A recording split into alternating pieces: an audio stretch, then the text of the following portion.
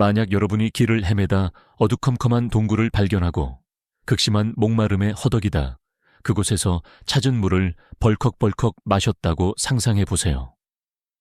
한밤중 그 물은 더없이 달콤하고 생명수처럼 느껴졌을 겁니다. 그런데 다음 날 아침 밝아오는 빛 속에서 그 물이 썩은 해골에 고여있던 역겨운 물이었다는 충격적인 사실을 알게 된다면 어떤 기분이 들까요?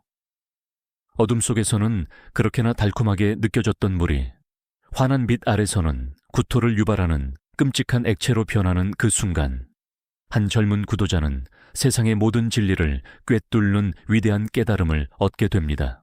천년의 시간을 훌쩍 넘어 오늘날 우리에게도 여전히 유효한 마음의 진실을 발견한 한 위대한 인물의 드라마틱한 여정이 바로 여기에 있습니다. 그의 단 한 번의 기이한 체험이 어떻게 한국 불교의 역사를 송두리째 바꾸어 놓았는지, 그리고 그의 깊은 깨달음이 오늘날 혼란스러운 우리 삶에 어떤 의미를 던져줄 수 있을지, 지금부터 함께 그 위대한 발자취를 탐험해 보시죠.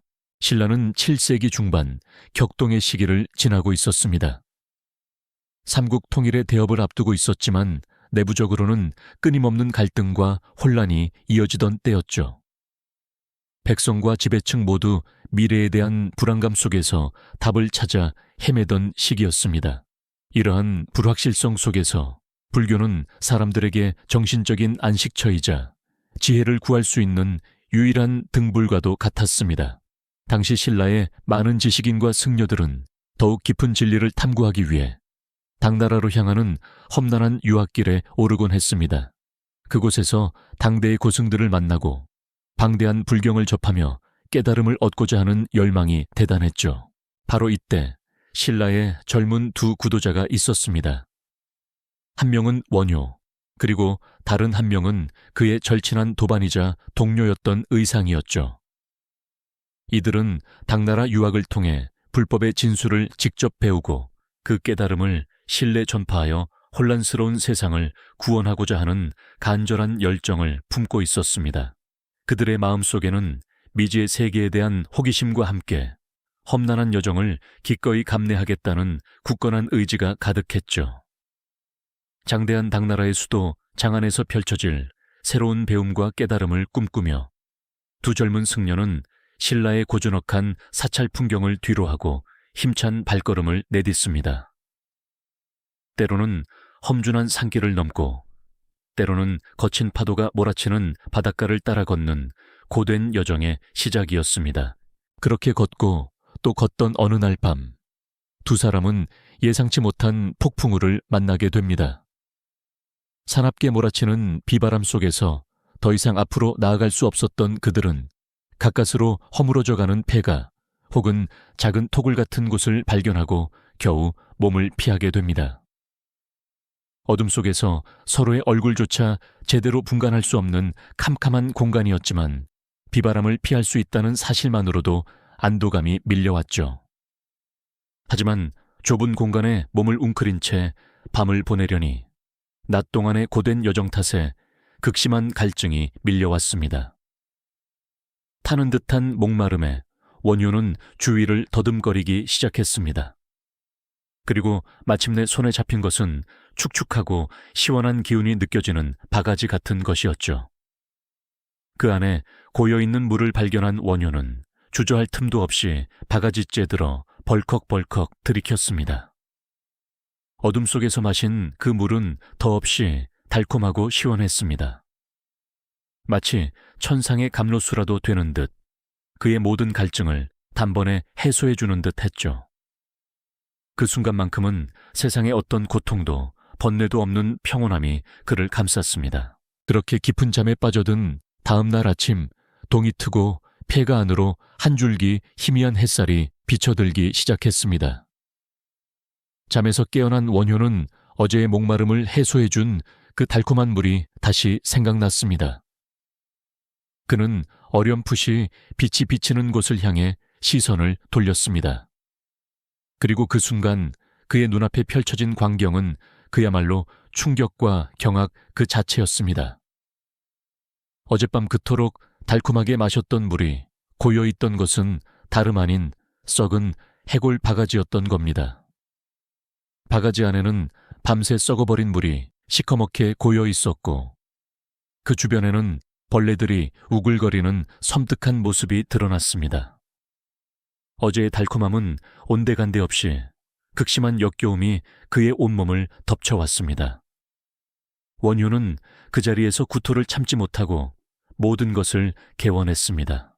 어둠 속에서는 생명수 같았던 물이 밝은 빛 아래에서는 구토를 유발하는 썩은 물로 변하는 순간 원효는 머릿속을 꿰뚫는 듯한 결정적인 깨달음을 얻게 됩니다. 달콤함과 역겨움의 차이는 물 자체에 있었던 것이 아니라 그 물을 바라보는 자신의 마음에 있었다는 것을요. 모든 것은 오직 마음이 지어내는 것, 바로 일체 유심조의 진리를 온몸으로 통찰하는 순간이었습니다. 이 깨달음은 마치 어둠 속을 환히 밝히는 한 줄기 빛처럼 그의 머릿속을 강타했습니다.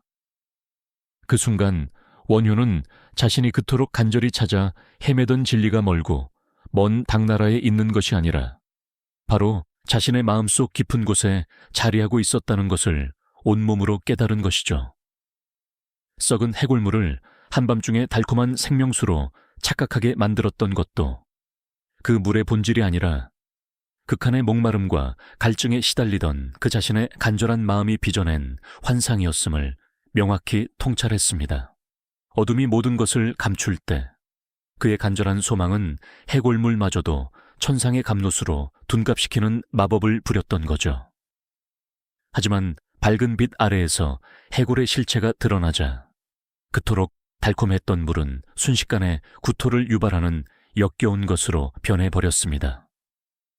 이처럼 세상의 좋고 나쁨, 아름다움과 추함, 고통과 행복까지도 결국 우리의 마음이 만들어내는 한바탕 꿈과 같은 환상이라는 것을 그는 직관적으로 깨달았습니다. 외부 사물이 절대적 가치를 지니는 것이 아니라 그것을 받아들이는 마음에 따라 모든 것이 달라진다는 심오한 진리를 말이죠. 일체유심조, 즉 모든 것이 오직 마음먹기에 달렸다는 이 위대한 진리는 원효의 인생관과 구도자의 길을 송두리째 뒤흔드는 결정적인 계기가 되었습니다. 그는 더 이상 외부의 가르침이나 높은 권위를 가진 스승 혹은 멀리 떨어진 성스러운 땅에서 깨달음을 찾아 헤맬 필요가 없다고 단호하게 결론 내렸습니다. 진리는 이미 자신의 내면에 온전히 자리하고 있었고 그것을 밖에서 찾으려 했던 지난 노력이 얼마나 어리석었는지를 깨달은 것이니까요. 어둠 속 물이 사실은 썩은 해골물이었다는 충격적인 진실을 알게 된 순간 그에게는 그토록 간절했던 당나라로 향하는 길의 의미가 완전히 사라져버린 것입니다. 그는 해골물 앞에서 깊은 침묵과 명상에 잠겼습니다. 찰나의 순간이었지만 그의 내면에서는 거대한 깨달음의 폭풍이 휘몰아쳤습니다. 세상의 번뇌와 의문들이 마치 아침 안개처럼 한순간에 흩어져 사라지고 그의 마음에는 비로소 비할 데 없는 평화와 고요함이 찾아왔습니다. 마치 오랜 시간 어둡고 비좁은 감옥에 갇혀있던 존재가 마침내 벗어나 드넓은 세상으로 나서는 듯한 형언할 수 없는 해방감이 온몸을 감쌌을 겁니다. 그의 눈빛은 더 이상 흔들리거나 방황하지 않았습니다. 대신 모든 것을 꿰뚫어 보는 듯한 깊고 맑은 지혜와 깨달음으로 가득 찼죠. 동굴 밖으로 나선 원효는 옆에 서 있던 의상에게 당나라 유학을 포기하고 신라로 돌아가겠다는 뜻을 분명히 밝혔습니다. 의상은 그의 갑작스러운 결정에 놀라며 당황했습니다. 오랜 시간 함께 고생했던 유학길을 이렇게 허무하게 포기하려는 원효를 이해하기 어려웠을 겁니다. 그는 원효를 만류하며 설득하려 했지만 원효의 마음은 이미 바위처럼 확고했습니다. 진정한 깨달음을 구하는 것이 어찌 꼭 멀리 당나라로 가야만 하는 일이겠는가? 모든 진리는 우리의 마음속에 이미 온전히 존재하는데 굳이 밖에서 헤맬 필요가 있을까? 그는 그렇게 말하며 더 이상 미련 없이 홀로 발길을 돌려 신라로 향했습니다. 폐가를 뒤로하고 홀로 걷는 그의 뒷모습은 이전과는 완전히 달랐습니다.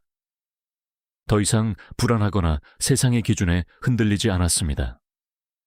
오히려 온갖 번뇌와 속박에서 벗어나 진정한 자유를 얻은 사람만이 가질 수 있는 굳건함과 깊은 평온함이 느껴졌죠. 그의 발걸음은 한없이 가벼웠고 눈빛은 더욱 깊어져 세상을 꿰뚫어 보는 듯했죠. 이제 그는 자신만의 독자적인 길을, 민중 속에서 깨달음을 실천하고 전파하는 새로운 길을 찾아 나선 것입니다. 그렇게 원효는 더 이상 망설임 없이 발길을 돌려 신라로 향했습니다. 그의 발걸음은 한없이 가벼웠고 눈빛은 더욱 깊어져 세상을 꿰뚫어 보는 듯 했죠. 이제 그는 자신만의 독자적인 길을, 민중 속에서 깨달음을 실천하고 전파하는 새로운 길을 찾아 나선 것입니다. 그의 깨달음은 단순한 개인의 성취에 머무르지 않았습니다. 당나라 유학을 포기하고 돌아온 그가 택한 길은 당시로서는 상상하기 어려울 만큼 파격적이었죠. 원효는 승려의 길을 벗어나 스스로를 소성거사라 칭하며 파괴승의 삶을 자처했습니다. 이는 그가 더 이상 승려의 엄격한 규율에 얽매이지 않고 세상 모든 사람과 함께 호흡하며 불법을 전하겠다는 강렬한 의지의 표현이었을 겁니다. 그는 화려한 사찰이나 권위 있는 강단 대신 저작거리와 마을 어기를 누비며 민중 속으로 깊숙이 들어갔습니다. 손에 박을 들고 무예가라는 노래를 부르며 춤을 추었죠.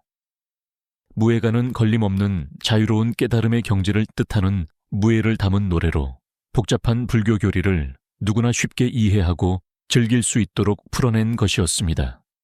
그의 노래는 마치 닫힌 마음의 문을 열어주는 열쇠 같았고 그의 춤은 억압받던 영혼을 자유롭게 하는 날개 같았을까요? 그는 지위구하를 막론하고 심지어 배우지 못해 글조차 읽을 줄 모르는 백성들에게도 불법의 진리를 전했습니다. 그들에게 부처님의 가르침은 결코 어려운 경전 속의 이야기가 아니었죠. 원효는 나무아미타불이라는 6글자만 외워도 누구나 극락에 갈 수 있다는 연불 사상을 널리 퍼뜨렸습니다. 생각해보세요. 당시의 불교는 귀족과 지식인들의 전유물처럼 여겨지던 시절이었죠. 어려운 한문 경전을 공부해야만 깨달음을 얻을 수 있다고 믿던 시대에 원효는 모든 사람이 차별 없이 부처님의 자비와 지혜를 누릴 수 있다고 선언한 것입니다. 그의 가르침은 마치 메마른 땅에 단비가 내리듯 고통받던 민중의 마음에 큰 위로와 희망을 안겨주었습니다. 그들은 원효의 가르침을 통해 삶의 고난 속에서도 평온을 찾고 내세에 대한 기대감으로 환한 미소를 되찾았을 겁니다. 그의 파격적인 행보와 가르침은 당시 신라 사회와 불교계에 엄청난 파장을 일으켰습니다. 불교의 대중화와 민주화를 이끌어낸 선구자적인 역할을 한 것이죠. 원효는 단순히 깨달음을 얻은 수행자에 그치지 않고 그 깨달음을 사회 전체에 확장시키며 불교의 새로운 지평을 열었습니다. 그의 사상은 이후 한국 불교의 근간을 이루는 중요한 초석이 되었고 오늘날까지도 우리 문화와 정신 세계에 깊은 영향을 미치고 있습니다. 그의 이야기는 단순한 옛 전설이 아니라 시대를 초월하여 우리의 삶에 깊은 공감과 감동을 전해주는 위대한 유산으로 남아 있습니다. 이처럼 원효는 자신의 내면에서 얻은 진리를 세상과 나누며 진정한 깨달음이 무엇인지를 온몸으로 보여주셨습니다. 그의 삶은 우리에게 진정한 자유와 평화가 어디에서 오는지를 끊임없이 묻고 있는 듯합니다. 우리가 마주하는 모든 번뇌와 기쁨이 결국 우리의 마음에서 비롯된다는 그의 깨달음은 혼란스러운 현대 사회를 살아가는 우리에게 진정한 평화를 찾을 수 있는 지혜로운 길을 제시합니다.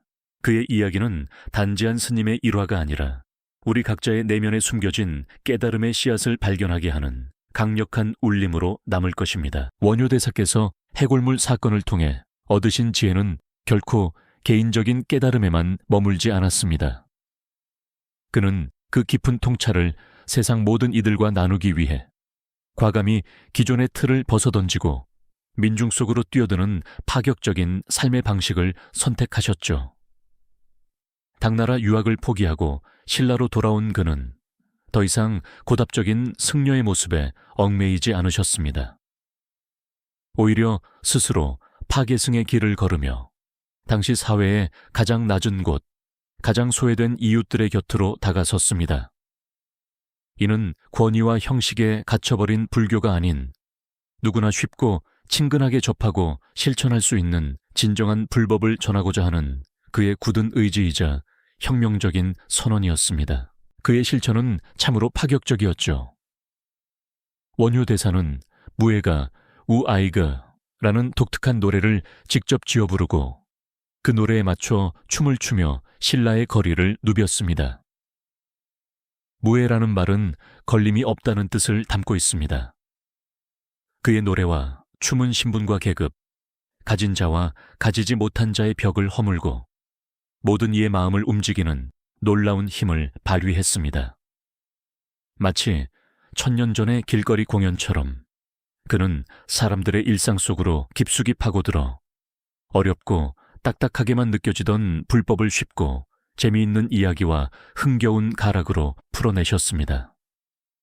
아이부터 노인까지, 가난한 농부부터 천대받던 백성에 이르기까지 모든 이들이 그의 벗이 되어 함께 웃고 울며 삶의 지혜를 나누었죠. 원효대사는 상류층 귀족들만을 위한 난해한 경전 해석에 시간을 낭비하지 않으셨습니다.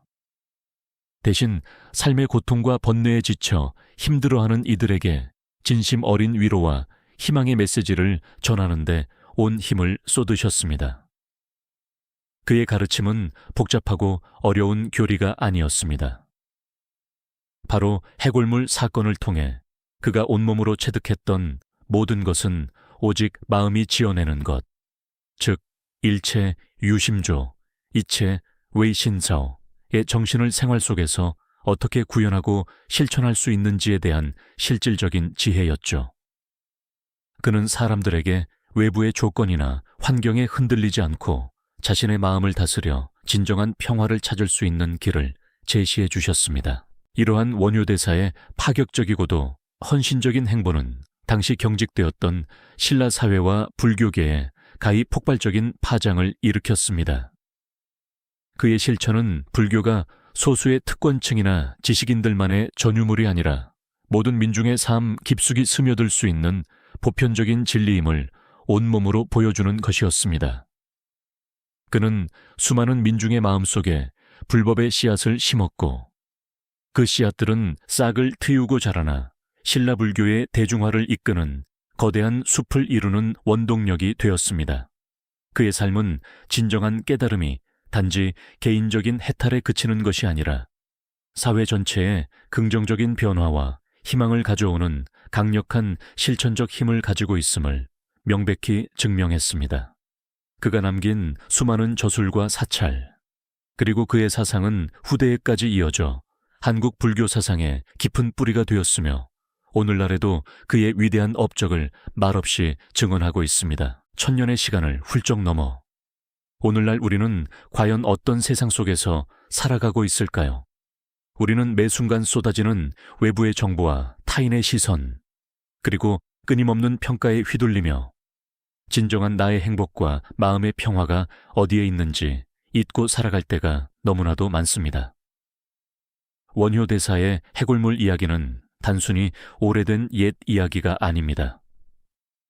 그것은 지금 이 순간 복잡하고 혼란스러운 현대 사회를 살아가는 우리에게 진정한 행복이란 무엇이며 진정한 고통은 어디에서 오는가를 묻는 시대를 초월하는 강력한 질문을 던지고 있습니다. 모든 번뇌와 기쁨, 그리고 우리가 경험하는 세상의 모든 현상이 결국 우리 마음에서 비롯된다는 그의 깊이 있는 통찰은 외부의 기준에 갇혀 방황하는 우리에게 진정한 평화를 찾을 수 있는 가장 지혜로운 길을 제시하고 있습니다.